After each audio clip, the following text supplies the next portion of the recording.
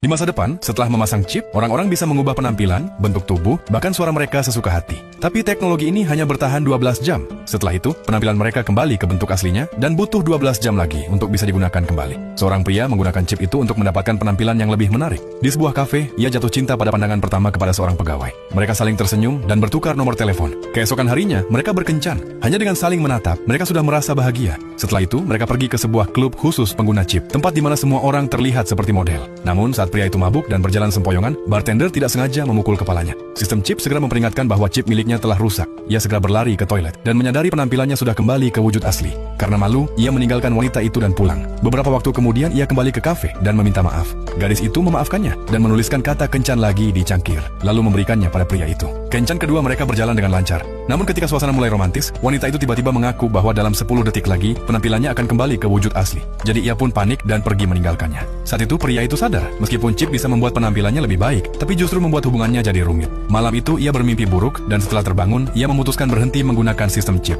Saat ia keluar ke balkon untuk menenangkan diri, ia bertemu tetangganya, seorang wanita yang pernah ia tolong sebelumnya ketika lukisan miliknya hampir terjatuh tertiup angin. Wanita itu berterima kasih dan ia merasa ini kesempatan untuk berkenalan. Pria itu terus mencoba berbincang dengan akrab, hingga akhirnya mereka sepakat untuk berkencan. Ia pun yakin bahwa dirinya yang asli pun bisa hidup bahagia. Namun, tiba-tiba ia melihat tanda chip di leher wanita itu. Rasa ragu pun muncul. Lalu ia tidak sengaja melihat bentuk dirinya di kertas saat menggunakan chip. Akhirnya, ia mencoba menelepon nomor pelayan kafe yang dulu ia pernah sukai. Dan saat itu, ponsel wanita di hadapannya mulai berdering